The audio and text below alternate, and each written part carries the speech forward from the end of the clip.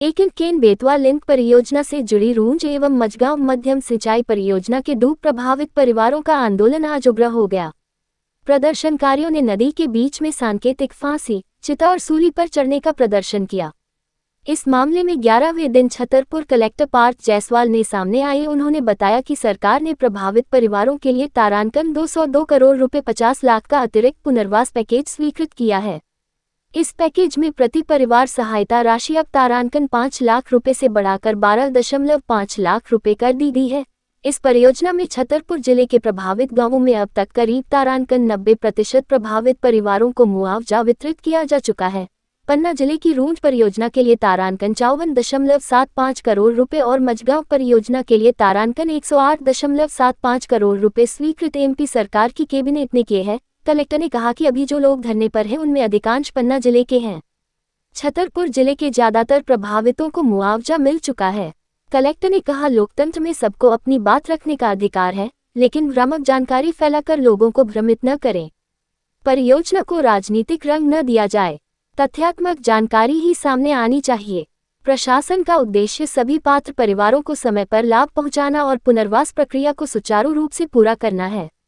उधर आंदोलनकारी अमित भटनागर ने कहा कि अभी भी कई परिवारों की समस्याएं बाकी हैं, इसलिए प्रदर्शन जारी है। प्रशासन लगातार बातचीत कर रहा है और विकास कार्यों को बिना बाधा आगे बढ़ाने के प्रयास जारी है। वहीं केन बेतवा के विस्थापितों के धरने ने अब राजनीतिक रंग ले लिया है।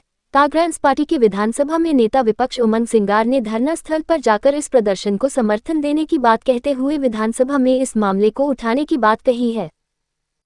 जो ग्राम कुपी तहसील बिजावर में कुछ प्रदर्शनकारी के द्वारा बैठे हुए हैं, हमने उन सभी का वहाँ पे हमारी टीम गई। पन्ना के तहसीलदार और छतरपुर के बिजावर तहसील के तहसीलदार संयुक्त रूप से गए।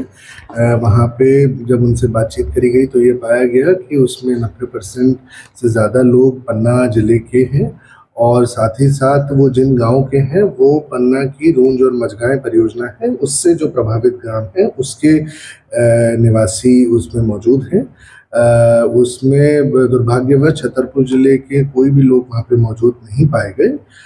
मेरा उन सभी लोगों से यही अनुरोध है और अपील भी है कि अगर आपकी कोई समस्या है अपने मुआवजा के वितरण में तो आप अपने स्थानीय प्रशासन यानी पन्ना जिला प्रशासन में जाके अपने प्रशासनिक अधिकारी कलेक्टर एसडीएम तहसीलदार को जाके अपने आवेदन दे सकते हैं और अपनी समस्या का निराकरण करा सकते हैं। उसके अतिरिक्त अभी हाल ही में रूंज और मझगांव परियोजना में के लिए मध्य प्रदेश शासन की कैबिनेट के द्वारा पिछले ही हफ्ते जो पुनर्वास की राशि थी उसकी राशि की बढ़ोतरी करके 5 लाख से बढ़ाकर 12.5 लाख रुपए कर दी गई है, यानी 7.5 लाख रुपए की वृद्धि हुई है उसमें भी। तो ये भी उनको सभी लोग को ये जानकारी देना चाहूँगा कि आप लोग भी अपने जो वहाँ पे मौजूद हैं अपने खाते देने की कार्रवाई स्थानीय प्रशासन के साथ कर लें ताकि आप लोग इस राशि को प्राप्त कर सकें। शासन के द्वारा सर लिंक परियोजना भ्रष्टाचार किया गया है, इसमें जो जितने भी लोग हैं जैसे मैंने अभी बताया इसमें जो भी प्रभावित ग्राम है वो पन्ना जिले के रूंज और मझगांव परियोजना से प्रभावित वाले लोग हैं। अगर केन बेतवा लिंक परियोजना से जो प्रभावित ग्राम है वहाँ का कोई आदमी अभी तक हमारी टीम के द्वारा बताया नहीं गया है कि वो वहाँ पे मौजूद है। इसके अतिरिक्त भी अगर कोई भी शिकायतें अगर भ्रष्टाचार से संबंधित अगर हमारे ऑफिस में जमा होंगी तो हम उसकी जांच भी कराएंगे। शासन ने भी कितनी और राशि स्वीकृत कर दी है सर? अभी वर्तमान में कैबिनेट के द्वारा रूंज मझगांव परियोजना में जो कि वो पन्ना जिले से संबंधित है उसमें 5 लाख का जो पुनर्वास पैकेज था उसको प्रति परिवार 12.5 लाख रुपए केन बेतवा के तर्ज पे करा गया है। सर, जिस दौरान भूमि अधिग्रहण हुआ था उस दौरान देखा है तो भूमि माफिया काफी सक्रिय रहे। कई लोगों के उस प्रकार की कोई शिकायतें अगर हमारे कार्यालय में जमा होंगी तो हम उसकी सभी की शिकायतों की जाँच कराएंगे। केन बेतवा का जो मुआवजा बढ़ा है वो वहाँ के लोगों को मिलेगा क्या? मैं फिर से समझाना चाहूंगा, केन बेतवा परियोजना में किसी भी प्रकार का कोई मुआवजा नहीं बढ़ा है। ये रूंज और मझगांव परियोजना है जो केन बेतवा परियोजना से पृथक है। ये समझना अपने हमारे लिए सबके लिए जरूरी है कि केन बेतवा, मेरी बात पूरी हो जाने दीजिए, केन बेतवा परियोजना से में मुआवजा बढ़ने की कोई बात नहीं है। ये जो रूंज और मजगा परियोजना है उसमें जो पुनर्वास पैकेज की राशि है उसको बढ़ाया गया है। साथ ही साथ केन बेतवा में जो प्रावधान पूरे थे वही प्रावधान अभी रखे गए हैं। सर अभी दुगना था, अब चौगुना कर दिया गया, क्या इन लोगों को मिलेगा या नहीं? ये लोग प्रदर्शन कर रहे हैं तो इस पर में प्रशासन से, जिला प्रशासन जो पन्ना इस पर आपने किस तरीके से, चूंकि वो अधिकांश लोग पन्ना जिले के हैं तो हमने पन्ना के डीएम और बाकी सभी अधिकारियों से, हमारे अधिकारियों ने बात भी करी है। अभी कुछ दिन पूर्व पन्ना के तहसीलदार और पन्ना जिले के तहसीलदार एसडीएम वहाँ पे उपस्थित हुए थे, जिसमें हमारी टीम भी वहाँ पे गई थी और उन सब लोग को समझाइश दी गई कि आप सब लोग अपने जिले में जाके जो भी आपकी समस्या है उनको उचित माध्यम पे रखें, उनका निराकरण किया जाए। छतरपुर के लोग वहाँ पर बचे नहीं हुए, पन्ना के लोग सबसे ज्यादा हैं सर, तो ऐसे कैसे आप भी देखते हैं? मैं इसमें यही कहूँगा कि अनावश्यक बातों में बिलीव ना करें। उन लोगों से मेरा यही अनुरोध है कि अफवाहों में किसी भी प्रकार से बिलीव ना करें जो क्योंकि रूंज मजगाएं परियोजना से प्रभावित लोग हैं, तो अनावश्यक रूप से केन बेतवा लिंक परियोजना को बदनाम करने या उसकी छवि धूमिल करने का प्रयास निश्चित तौर पे किया जा रहा है, तो उसमें किसी भी प्रकार की अफवाहों में मेरे हिसाब से नहीं आना चाहिए। आपके द्वारा पूर्व में रिश्वत को लेकर भी कई बार शिकायतें आई थी, आपने 2 कार्रवाइयां भी की हैं आगे भी, जैसे अब पूर्व में जब ये हमारे पास प्राप्त हुई थी कि कुछ लोग सर्वे से नाम छूटे हुए हैं, तो आप सब लोग को ही पता है कि अप्रैल के महीने में हमने उसमें दोबारा सर्वे कराया था, दूसरी टीम्स के माध्यम से, दूसरे एसडीएम के माध्यम से सर्वे कराया था, जिसमें हमने 700 से ज्यादा लोग को नाम जोड़े हैं और उन सब लोग को मुआवजा राशि का वितरण भी किया गया है। आगे भी अगर कोई भी व्यक्ति अगर उसका नाम छूटा हुआ होगा तो ये प्रक्रिया निरंतर जारी रहेगी, उसके दस्तावेजों का परीक्षण करके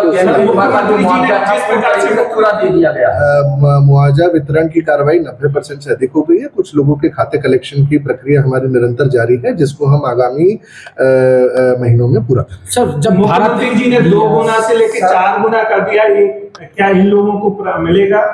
सर, जिस तरीके से देखा गया है कि जो बलाना नदी है उसमें कई बार इस तरीके के हादसा हुए, एकदम बाढ़ आती है, एकदम से पानी आता है, हाँ, उसको ध्यान, लॉ एंड ऑर्डर जारी होगा। जी, उसको ध्यान में रखते हुए वहाँ पे हमारी प्रशासनिक अधिकारी, हेल्थ विभाग की टीम और हमारे फायर ब्रिगेड और जो होम गार्ड की टीम रहती है, उन सबको हम वहाँ पे तैनात किया हुआ है।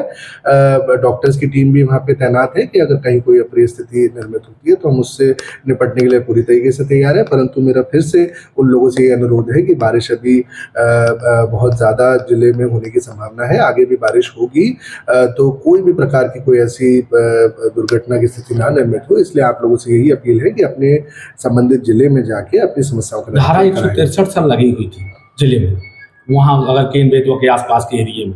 ये कुपी ग्राम का मामला है, जो वो है उसकी एक निश्चित समय सीमा थी, उस समय। सर, जो राशि आई हुई है कैसे सब वितरित कराएंगे, क्या राशि को वितरित करने के लिए हमारी टीम निरंतर सर्वे करेगी और उसका भुगतान करेगी। सर, गंज में अभी आज हमारे चिता आंदोलन का 11वां दिन है और मेरे अमरण अनशन का 8वां दिन है। चिता आंदोलन के साथ ही साथ जल सत्याग्रह, मिट्टी सत्याग्रह, सांकेतिक फांसी और आज से हम लोगों ने सूली सत्याग्रह भी शुरू कर दिया है।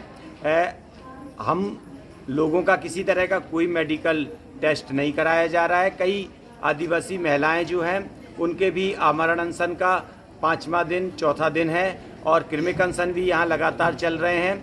लोगों का स्वास्थ्य तेज़ी से खराब हो रहा है, लेकिन प्रशासन ने असंवेदनशीलता बरकरार रखी है। दूसरा, प्रशासन बार बार इस तरह के झूठ फैला रहा है कि यहाँ पर केन बेतवा लिंक परियोजना के लोग नहीं हैं या अपात्र लोग हैं, इनकी मांगें जायज़ नहीं हैं। ये सब लोग वो लोग हैं जिनके बिना मुआवजा दिए मकान तोड़ दिए गए, जो कि गैर संवैधानिक है। ये सब वो लोग हैं जिनके ज़मीन का पैसा किसी और के खाते में डाल दिया गया है। ये वो लोग हैं जिनको बिगर फर्जी ग्राम सभा के आधार पर पूरी परियोजना आगे बढ़ रही है। अपात्र लोगों के नाम जोड़े जा रहे हैं। ज़्यादातर पैसा जो है वो अपात्र लोग मलाई में खा रहे हैं। पहले प्रशासन ने कानून का पालन नहीं किया, पारदर्शिता के सर्वे नहीं कराया, फर्जी ग्राम सभा करके इनके संवैधानिक अधिकारों की हत्या की।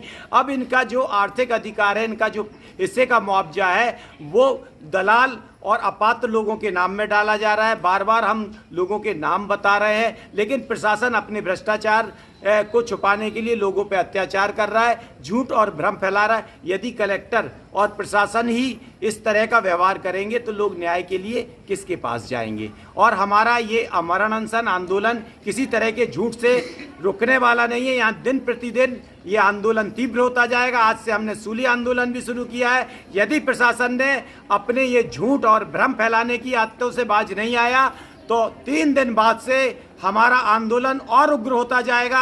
हमने प्रशासन को 3 दिन का समय दिया, अगर प्रशासन नहीं जागा तो प्रशासन को ये जनता सबक सिखाने का काम करेगी। सुन नहीं रहा है ग्रामीणों को प्रदर्शन कर रहे हैं। अब यही विपक्ष का काम है कि प्रशासन अगर नहीं सुन रहा, सरकार नहीं सुन रही, तो मौके मुआयने में देखकर समझना चीज़ों को, वस्तुस्थिति, और जो आम व्यक्ति जो को परेशानियां हो रही है, जिनको अन्याय हो रहा, उनके साथ खड़े रहना। कांग्रेस पार्टी की तरफ से हम लोग आए हैं, तो निश्चित तौर से कल मैं समझूंगा उस बातों को और इसको हम विधानसभा उठाएंगे।